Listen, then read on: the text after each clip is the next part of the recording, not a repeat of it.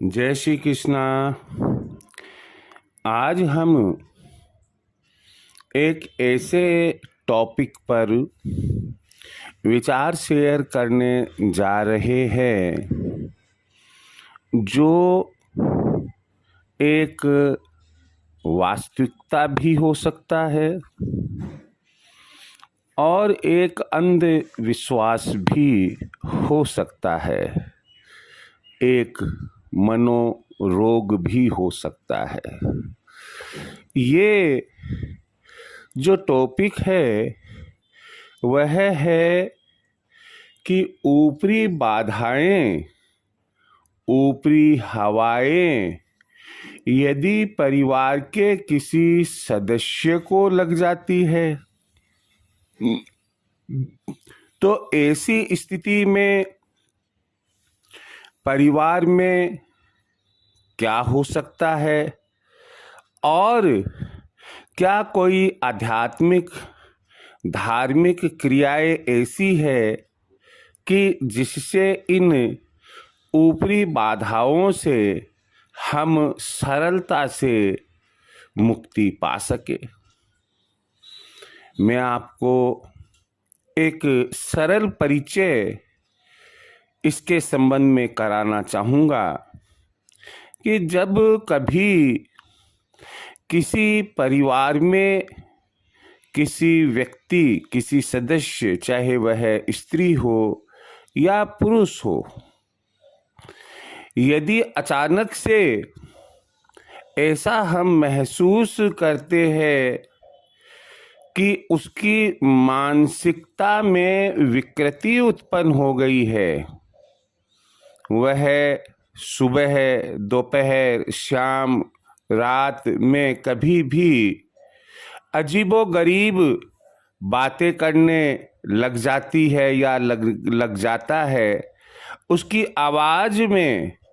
कोई परिवर्तन सा महसूस होता है, उसमें एक अजीब सा हाव भाव महसूस होता है, उसका चेहरा थोड़ा डरावना सा या अजीब सा लगने लग जाता है,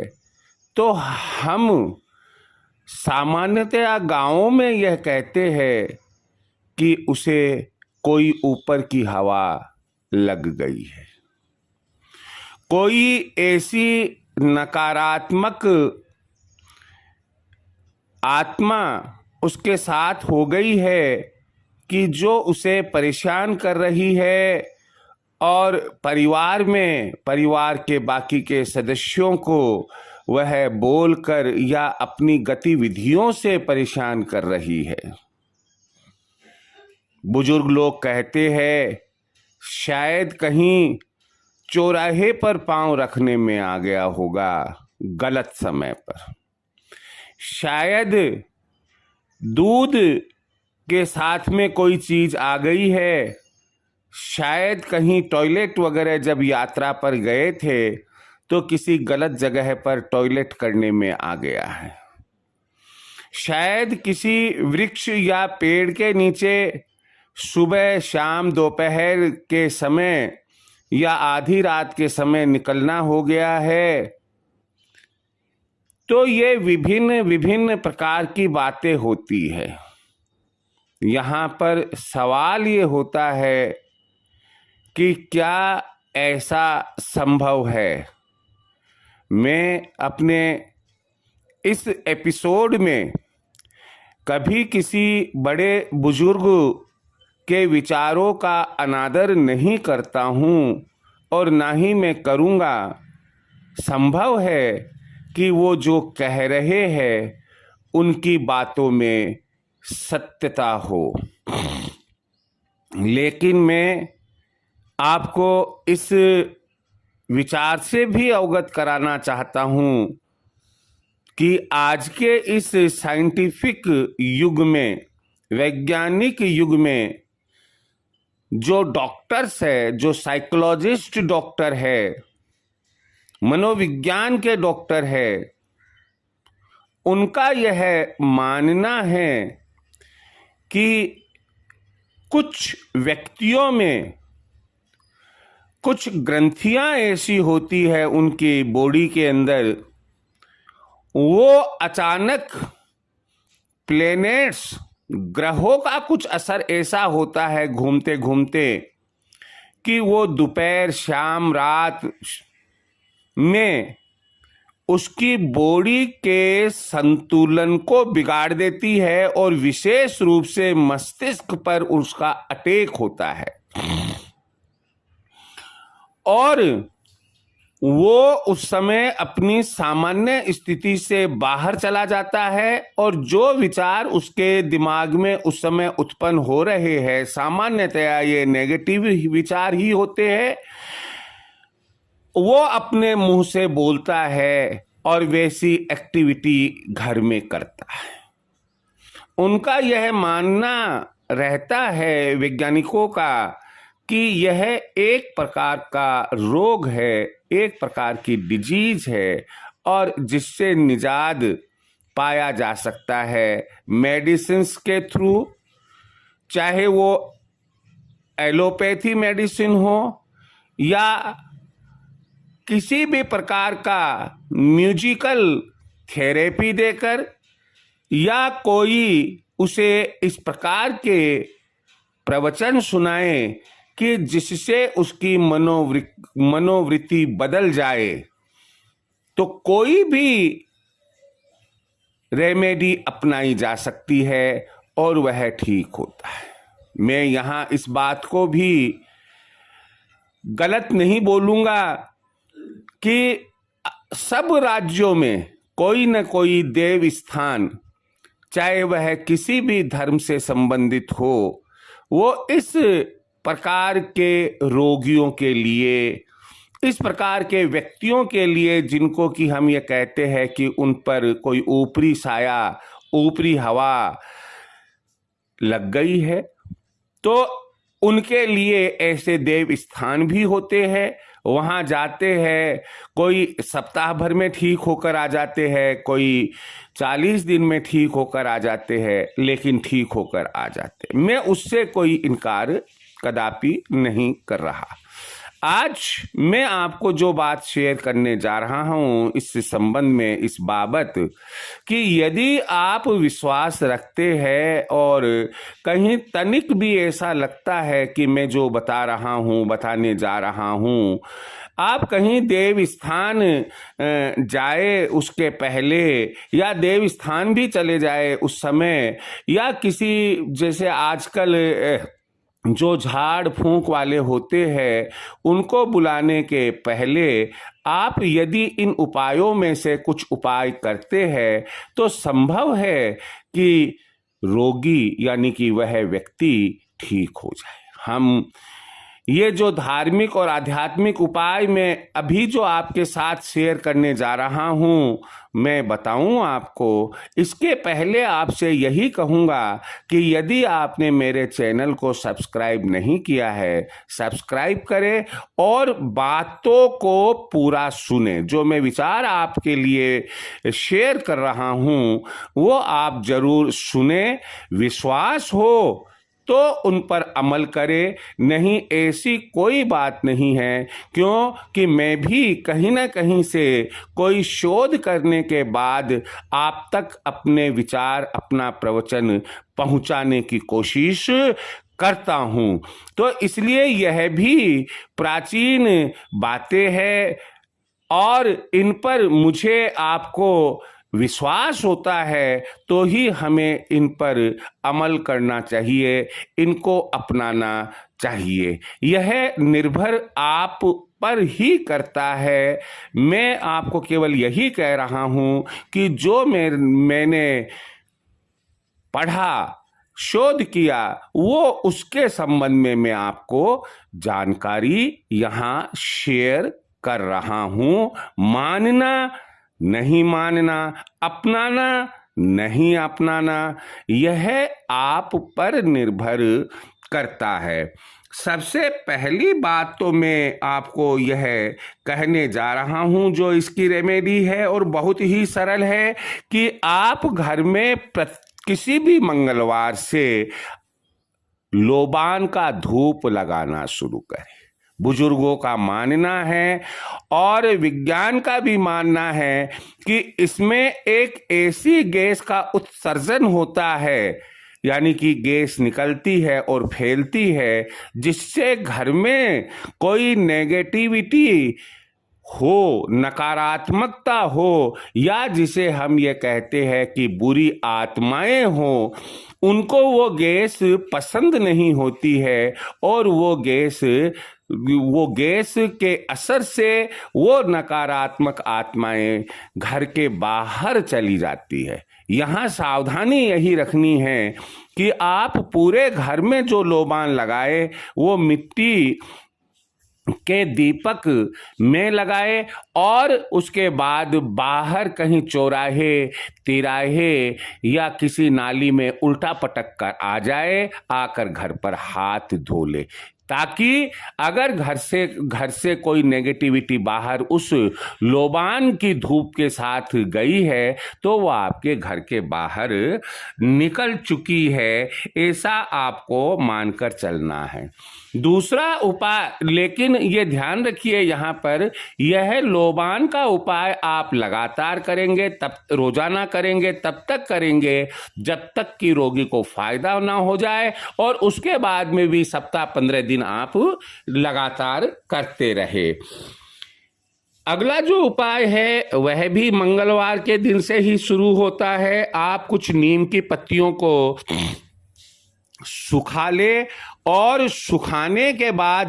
जिस तरह से हम गूगल का धूप देते हैं उसी तरह से, जिस तरह से लोबान का धूप देते हैं उसी तरह से नीम की पत्तियों का चूरा करके आप उसका पूरे घर में धूप दें। एक मेरे एपिसोड में मैंने आपको बताया था कि नीम एक ऐसा वृक्ष है जिसको सींचने से श्री हनुमान जी प्रसन्न होते हैं, जिसमें माँ दुर्गा का वास होता है, माँ शीतला का वास होता है, और जिसकी पूजा अर्चना से भगवान शनि महाराज प्रसन्न होते हैं, और अगर पत्तियों से स्नान किया जाए तो केतु के जो दुष्प्रभाव है वह भी दूर होते हैं। और यहाँ जो मैं बता रहा हूँ वह यह है कि नीम की पत्तियों का चूरा करके आप उससे पूरे घर में धूप दे, और वही प्रक्रिया अपनाएं कि धूप देने के बाद में उस धूप दान को, जो मिट्टी का पात्र बना ले, आप लेकर आना पड़ेगा आपको, मिट्टी के पात्र को बाहर ही छोड़ कर आए और तब तक रोजाना शाम को धूप लगाएं जब तक कि आपके घर में वह व्यक्ति स्वस्थ ना हो जाए। नेक्स्ट जो उपाय है वह यह है कि आप घर में रोजाना हनुमान चालीसा का पाठ करें और साथ ही साथ मंगलवार व शनिवार को सुंदर कांड का भी पाठ करें। यदि संभव हो तो जहां हनुमान जी की मूर्ति पर चोला चढ़ाया जाता है उनके पांव के अंगूठे का सिंदूर लाकर उस पीड़ित व्यक्ति के माथे पर अवश्य लगाए, और मुझे उम्मीद है कि ऐसा करने से भी जो नेगेटिविटी है वह बाहर चली जाती है और ऊपरी बाधाओं से मुक्ति मिलती है। अगला उपाय है, अगर आपके घर के पूजा कक्ष में पारद शिवलिंग नहीं हो, आप पारद शिवलिंग लाएं और किसी भी अच्छे शुक्ल पक्ष के सोमवार को उसकी स्थापना करें। नियमित रूप से आप उसकी पूजा आराधना करें। घर से न केवल नकारात्मकता दूर होती है बल्कि घर में अगर कोई वास्तु दोष भी होता है वह भी निकल जाता है। इसके अलावा भी यदि किसी भी प्रकार का कोई आर्थिक, शारीरिक संकट, कोई आदि व्याधि होती है तो वह भी दूर होती है। अगला उपाय है कि आप रोजाना पूजा करने के उपरांत गंगा जल पूरे घर में गंगा जल का छिड़काव करे, यानी कि हाथ में लेकर थोड़ा थोड़ा थोड़ा दीवारों के ऊपर गंगा जल डाले। यह भी एक बहुत अच्छा उपाय है। अगला उपाय नकारात्मकता को घर से दूर करने का है कि आप गोमूत्र का छिड़काव पूरे घर में नियमित रूप से रोजाना करें। अगला उपाय है कि मुख्य द्वार के दोनों ओर वापस बोल रहा हूं कि मुख्य द्वार के दोनों ओर आप स्वास्तिक चिन्ह बनवाएं, उसको कुमकुम कलर या गेरू कलर से पेंट करवाएं, ऑयल पेंट करवाएं, स्वास्तिक पूरा बनाएं और घर की बालकनी का जो बाहर की तरफ दिखने वाला एलिवेशन है, जो दर्शन है, आप उसके बीचों बीच में ओम सीमेंट से लिखवाएं या बाद में लाल कलर में कुमकुम कलर में ओम लिखा हुआ जो कोई टाइल हो, आप टाइल लगवाइए। मान्यता ऐसी है कि जहां घर का प्रवेश द्वार होता है, मुख्य द्वार होता है, उसके दोनों पल्लड़ पर या दोनों पिलर के ऊपर या बालकनी के दोनों कोणों पर जब स्वास्तिक बने हुए होते हैं और मध्य में यदि ओम होता है तो ऐसी परिस्थिति के अंदर सामान्यतया नकारात्मकता उस घर में प्रवेश नहीं कर सकती है। अगला उपाय बताने जा रहा हूं कि घर में आप ओम नमः शिवाय इसका लगातार जप करें, इसका ब्राह्मणों से जप करवाए, पाठ करवाए, केवल ओम नमः शिवाय, ओम नमः शिवाय। इसकी जो ध्वनि पूरे मकान में जब गूंजेगी तो बड़ी से बड़ी जो नकारात्मक जो शक्तियां है वो बड़ी से बड़ी शक्ति भी घर के बाहर चली जाएगी। तो आप लेकिन यहाँ एक चीज का ध्यान रखें, लोग बाग क्या करते हैं कि एक डोरबेल भी आती है जिसमें ओम नमः शिवाय का जप होता है, आप लाकर वो लगा देते हैं। अरे वो तो इलेक्ट्रॉनिक आवाज है, उसमें से जो ध्वनि निकलेगी और उसकी जो शक्ति होगी वो तो इलेक्ट्रॉनिक की है। या आपने मोबाइल के अंदर लूपिंग करके और ओम नमः शिवाय का मंत्र लगा दिया और आपने कह दिया कि ये चल रहा है। नहीं, यदि आप अपने परिवार के सदस्य को, उस व्यक्ति को ठीक करना चाहते हैं तो परिवार का 1, 2 या ज्यादा सदस्य मिलकर नियमित रूप से ओम नमः शिवाय का जप करें। और यदि आप मध्य रात्रि को 12 बजने के 10 मिनट पहले और 12:10 बाद तक यदि ओम नमः शिवाय का जप करते हैं तो ऐसी परिस्थिति में कुछ मान्यता ऐसी भी है विद्वानों की कि उसका बहुत बहुत फल मिलता है और नेगेटिव जो पावर्स है, जो शक्तियां है, वो घर के बाहर चली जाती है। अगला उपाय है कि आप घर में मां गायत्री के मंत्र का जप करें। मां गायत्री के मंत्र जप से भी कहते हैं कि नेगेटिव शक्तियां जो होती है वो घर के बाहर चली जाती है। और अंतिम उपाय मैं बताने जा रहा हूं, वैसे तो और भी कई उपाय हो सकते हैं, ये मेरी नज़र में जो मेरे विचारों में है, जो मैं आपके साथ शेयर कर रहा हूं, वह यह है कि आप नियमित रूप से घर में गायत्री चालीसा का सुबह शाम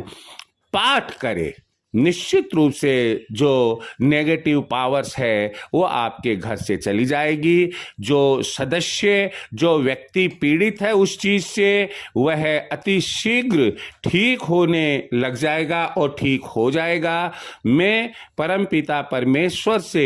यही प्रार्थना करता हूँ कि यदि मेरा ये वीडियो सुनने वाले किसी भी परिवार में, किसी भी